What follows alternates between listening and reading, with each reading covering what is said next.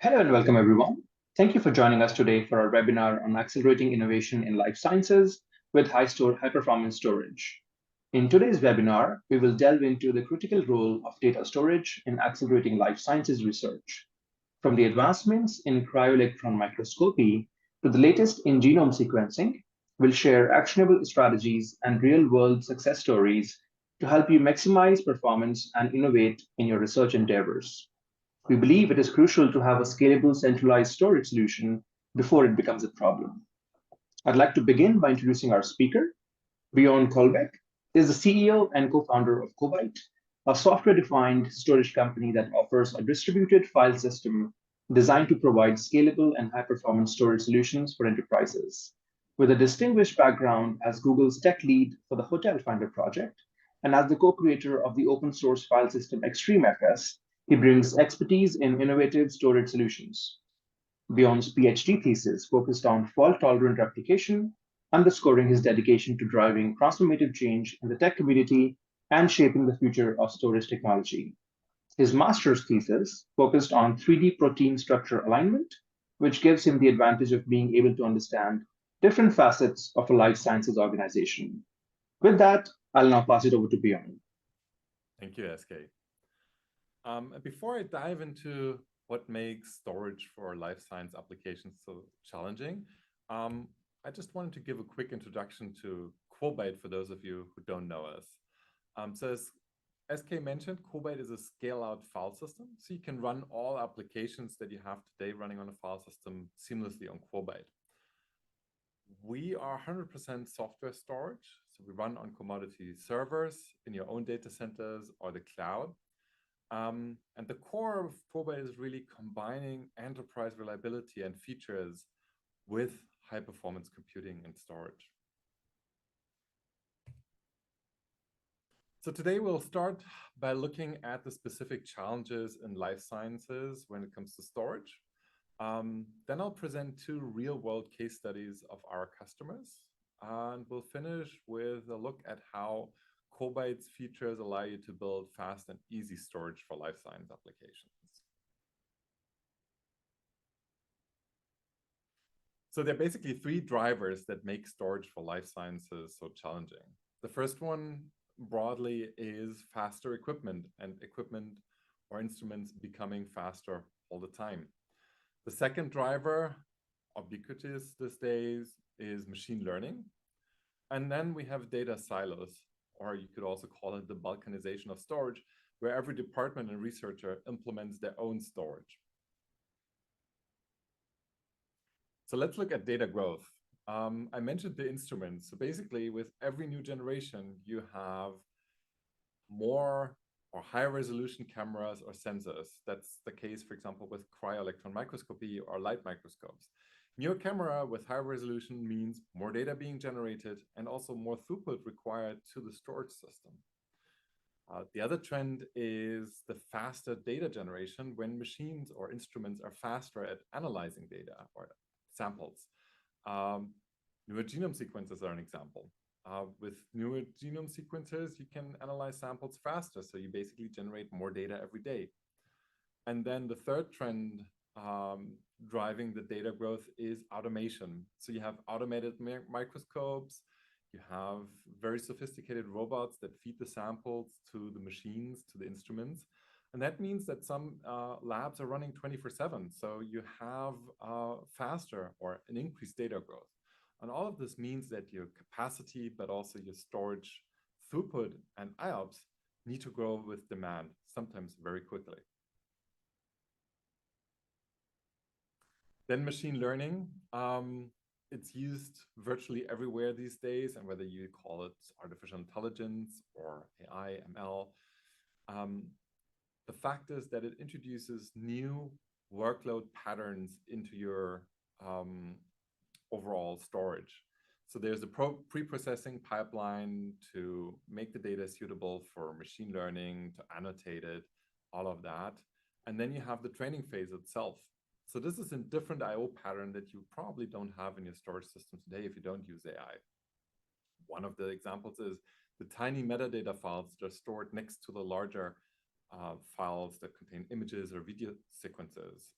The other thing is that GPUs consume data in a different way. They need to be fed data constantly at a high rate. So a lot of the AI frameworks or machine learning frameworks parallelize this and do prefetching. So your storage system needs to offer consistent low latency and high throughput to keep the GPUs fed.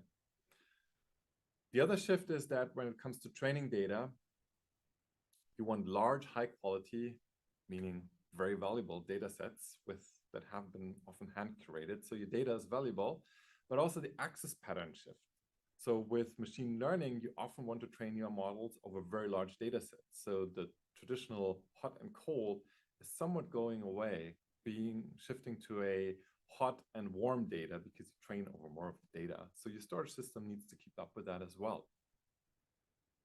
And then the third one is that with every GPU that you add, your storage throughput and IOPS performance also needs to grow. So not just on the ingest side from the instruments, but also on an analytics side, you need to be able to quickly scale your storage system with demand when new hardware comes in. The last issue is different from the other two because it's less external, you could say, and it's less about performance, but more about data sharing. So when storage is an afterthought because you buy expensive instruments, you may have to build out your lab to actually run those instruments. Storage is often an afterthought also in terms of budget. And so you start with something that just works. What we often see is that people buy the Soho filer appliances because it's the quickest way. You can buy it off Amazon and then you just go with it. And then you get into a situation where you keep on buying them, and now you create islands even in your department. So you end up with 10 of those filers. No one knows where data is. Users have to shift data manually. And then if you look at that on a larger scale, if every group has their own solution to storage, it's very inefficient because data sharing becomes very difficult. It's something where you have to copy data manually or give access to a filer manually to another researcher. You often create a lot of copies. So instead of fostering collaboration through data sharing, you make it very hard and also cost ineffective. The other problem is that when you have those storage islands, they provide more storage, but you can't aggregate the performance. And as we saw with the GPUs and also newer instruments, more storage bandwidth and performance is what you need, but you can't do that if you don't have a centralized scalable storage solution. So addressing this challenge is also part of how you improve the performance by replacing it with a centralized storage solution. So next, I would like to give you two examples where we work with our customers to improve their storage for life science applications. The first one is the CryoEM facility at the Oregon Health Science University in Portland. It's one of the three national cryo-EM centers of the NIH. The team around Craig Yoshida operates 4 300 kilovolt Cryo-Electron Microscopes that are used for the main job there, for the actual task, and a larger number of smaller microscopes used, for example, for screening the samples.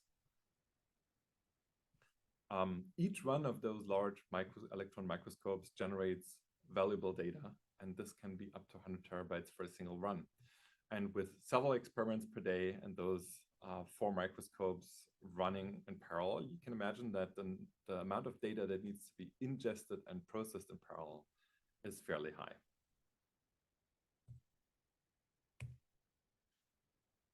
Like many others, the team around Craig started out with a monolithic NFS appliance based on ZFS, which is easy to get started with, but then soon became the choking point and the single point of failure for the overall system.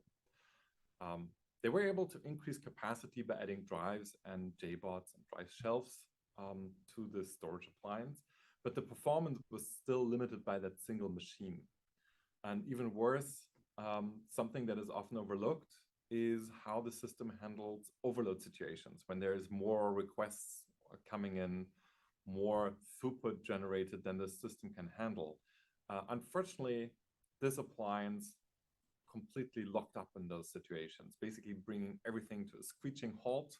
So the expensive microscopes couldn't offload the data, the researchers couldn't work on their analysis.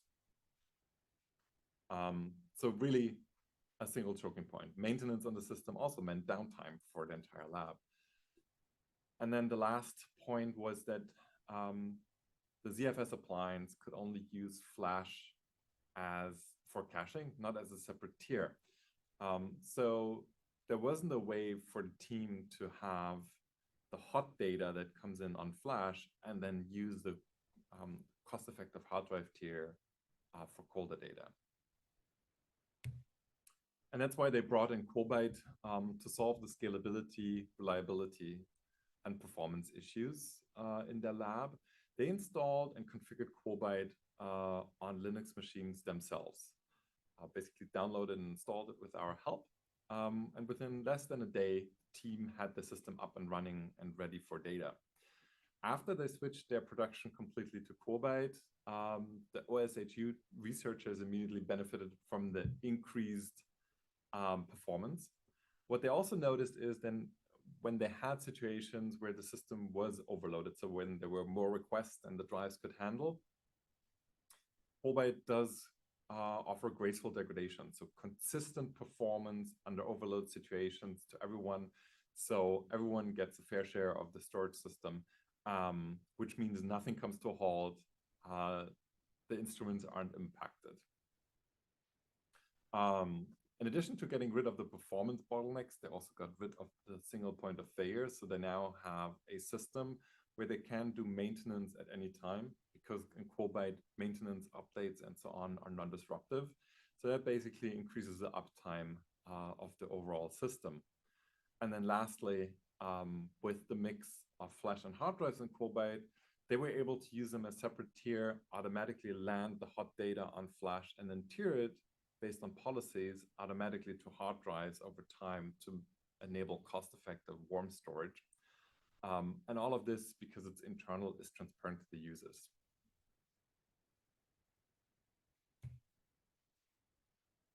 Another customer that switched to Cobite is HudsonAlpha, a public-private research institute in Huntsville, Alabama. Their IT team provides services, including storage, not only to their researchers, but also to about 50 life science companies that are associated with the institute. When they contacted us, they had a storage system implemented that was dealing with scalability issues and operational complexity. They looked at all flash solutions, but at the 10 petabyte scale, that became cost prohibitive. So they were definitely looking for something that gives them flash performance and the cost-effective long-term storage in one system. What made things difficult for them was that their existing storage system didn't give them any insight into the kind of workloads and performance requirements on the cluster. They implemented Cobite on standard servers with a mix of flash and hard drives. And with Cobite, they were immediately able to scale the performance on demand. As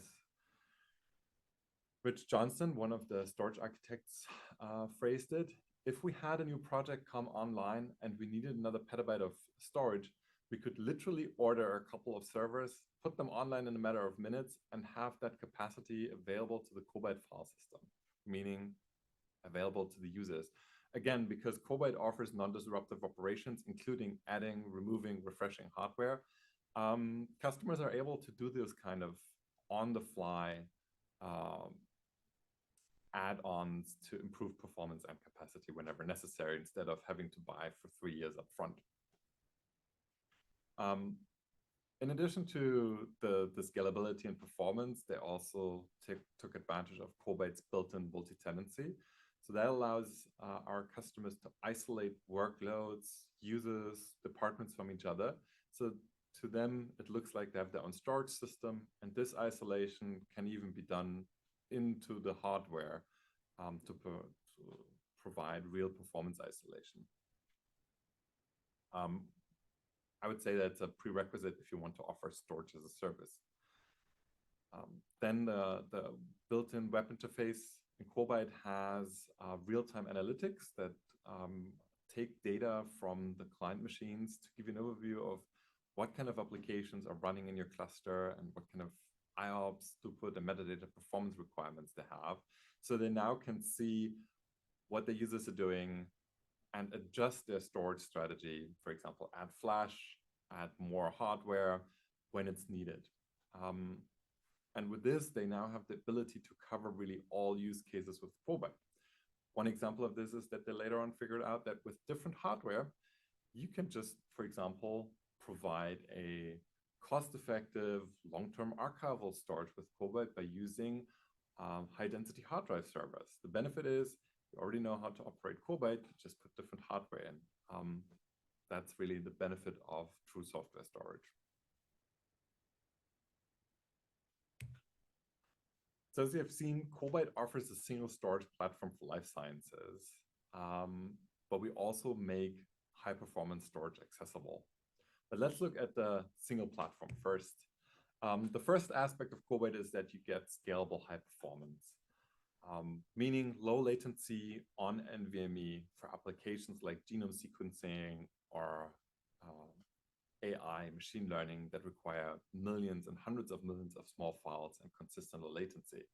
But you also get high throughput on NVMe and hard drive for applications that generate larger files and have more throughput workload or more sequential workloads like CryoEM generates movies and large TIFF files, everything with images and videos, traditional HPC applications. And the scaling in Cobalt is linear, meaning when you go from 4 to 8 servers, you get twice the performance and twice the capacity and twice the IOPS. And if you go from 100 to 200, you will still get twice the performance. So there are no diminishing returns. So the beauty of this is that you can start small, start with a 4 or 6 node cluster, and then grow it with demand because the scaling is linear and adding nodes is also fully non-disruptive.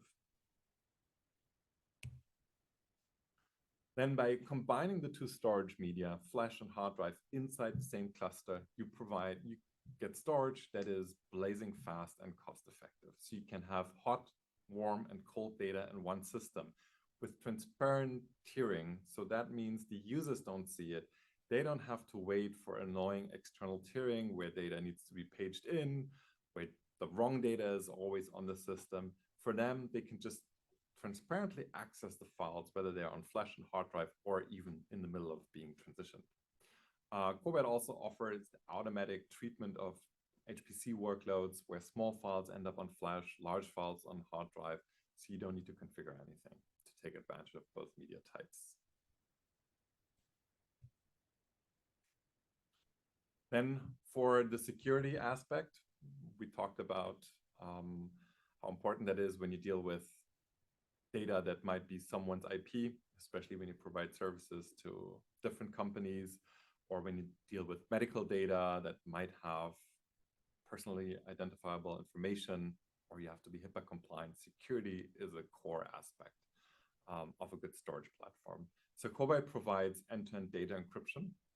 So the encryption and also decryption happens only on the clients that consume or create the data. And then the data is kept only in encrypted form, stored in encrypted form on disk. So you basically have at-rest and in-transit encryption. On top of that, Cobalt also supports TLS encryption for all communication. That can be configured per network. So you can configure that, for example, between clusters, but not use it inside the compute farm for performance. And then the third aspect is X509 certificates. If you don't want to trust the network for controlling who's allowed to access a storage cluster, X509 certificates offer you a stronger way to protect access to the storage system in untrusted environments or when users have root access on workstations, for example. And then we complement that with NFSv4 ACLs that are shared across all protocols, immutable files, and automatic deletion to be compliant and to keep, for example, results that you publish in place for many years.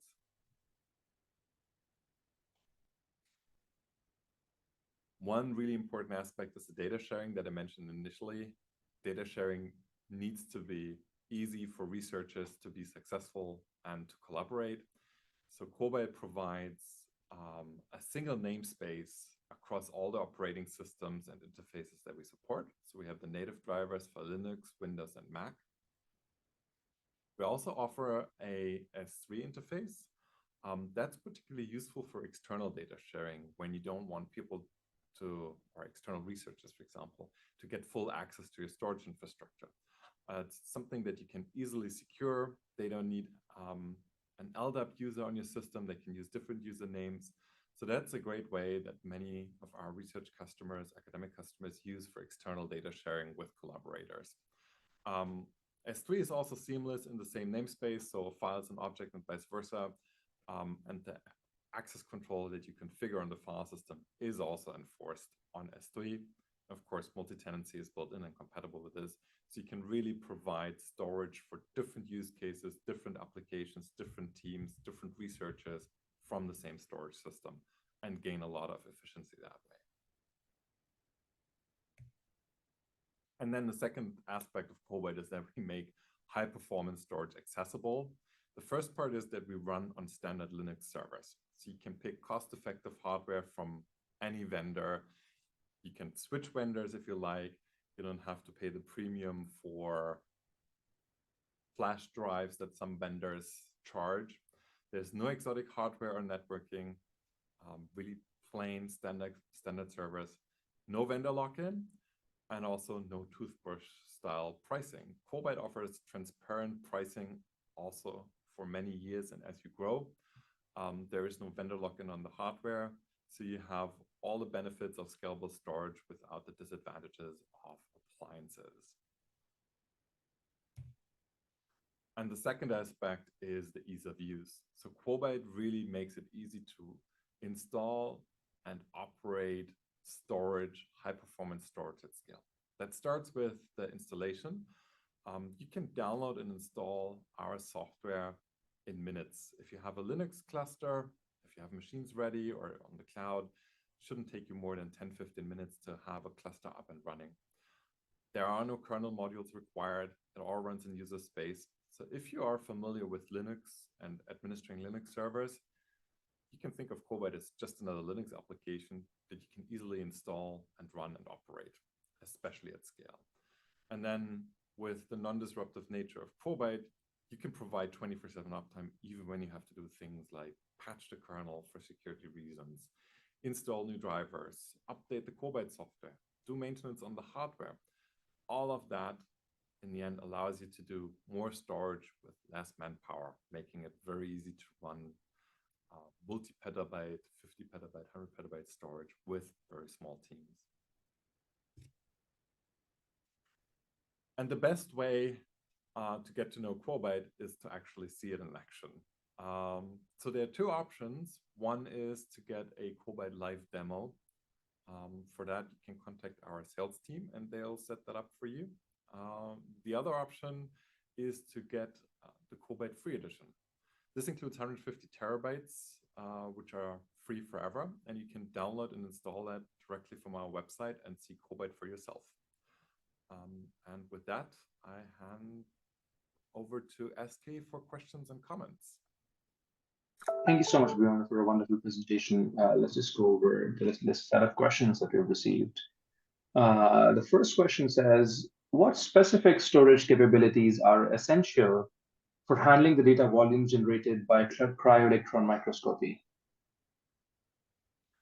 This is definitely about the scalable performance, because once the instrument needs to offload the data, you generate a high throughput, or you need the high throughput.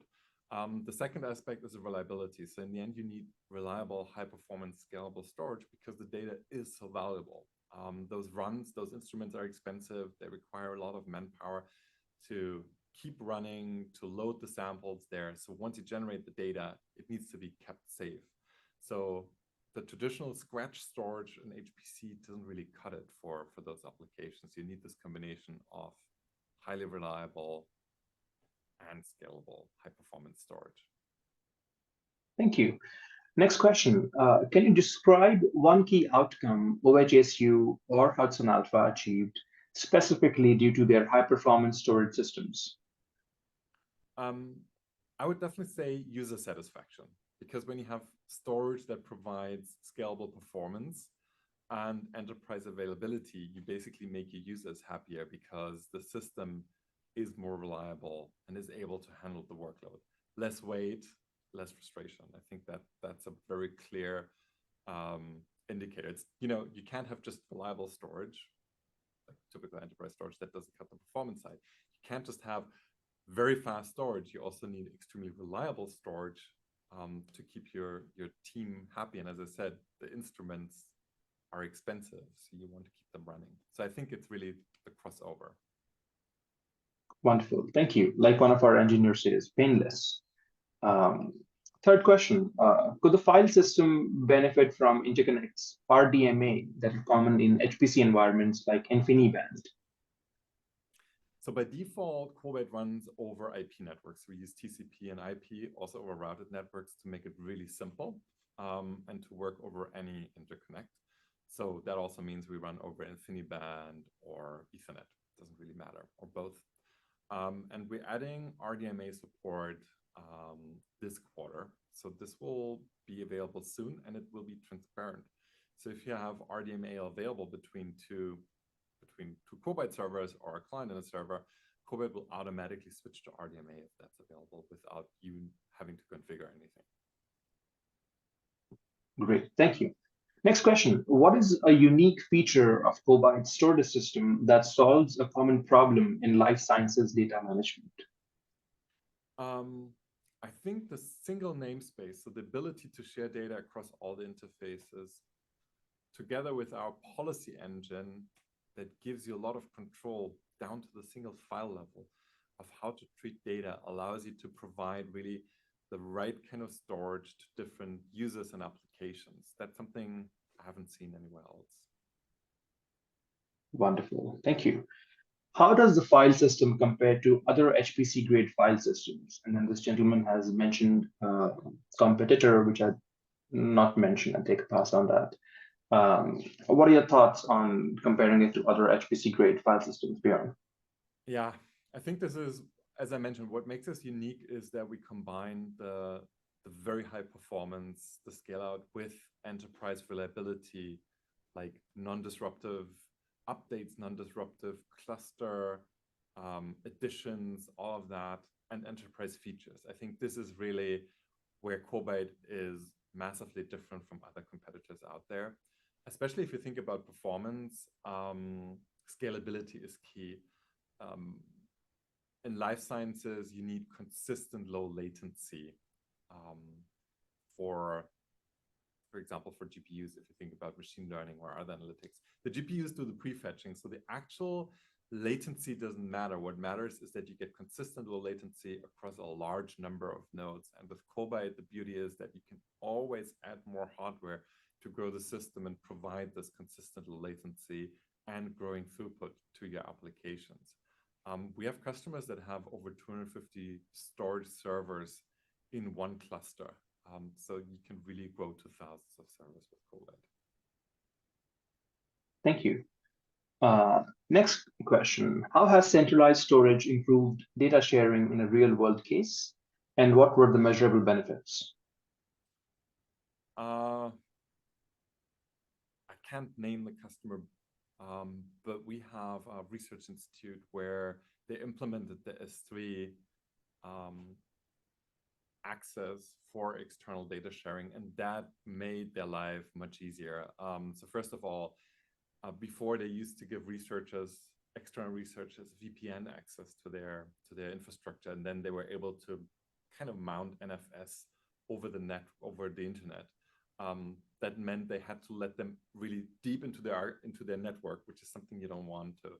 They had to go through the process of setting up those credentials and VPN access to the users. Then the users had to have an LDAP name, use that, which might be different on their side than on the user side. So a lot of problems there from a security perspective, organizational perspective. So switching to S3 to the Cobalt S3 interface made it much easier. It's very easy to secure. Access is now able with all platforms on Mac. You can use CyberDoc. There is S3 FS on Linux where you can just mount it. So it's very easy to use. It's very secure. You don't have to give them VPN access. And then because they talk to the Cobalt system, they basically upload the data that way. And then it's already there on the compute node. So it is very seamless and very painless. So I think that is one example how the single namespace with the unified storage really makes life easier. Great. We have time for 2 more questions. First one of those, for someone new to this field, what are the first steps they should take to implement these high-performance storage solutions in their research? Yeah, I think this is where our free edition comes in. If you have 4 storage servers, and they don't have to be fancy, they have to be decent Linux machines with a few drives in them, you can download and install our free edition and just get started with it, get to know it, and then grow as you get additional funding, as demand grows. So I think that's really why we made the free edition available, so you can easily get started without having, no quotes and so on. Just get started and understand how scalable storage can help you. Thank you. Let's take the last question. One of the reasons for storage silos is that funding comes from different sources for each team. Is there anything that can be done with Cobalt when funding for hardware comes at different times? Yeah, that's a typical problem that we see, especially in universities and research institutes, where different groups bring in different grants and then they can buy hardware for their project. The beauty is with Cobalt, you can add this hardware to the cluster and then use a policy engine to make it available only to that project, if that's a requirement. Good thing is you can manage it as one cluster and just carve out dedicated hardware to that project. Another example is when the requirements aren't that strong, as soon as there's additional funding, teams buy servers or even individual drives that then join the cluster to provide additional capacity and performance to everyone. And again, because it's non-disruptive, you can really do that at any time. One of our customers basically took that to an extreme and had researchers buy individual drives that he would then put into the slots in those high-density hard drive servers and increase capacity that way. When you put it in, within a minute, capacity is available to everyone in the cluster. So it's very easy to grow clusters with demand or with funding. Wonderful. Thank you. With that, we have reached the end. Thank you for taking the time today and doing a great presentation. I'd like to say thank you to everyone who joined us today. The presentation recording will be sent in an email shortly. Have a great rest of your day, everybody. Thank you.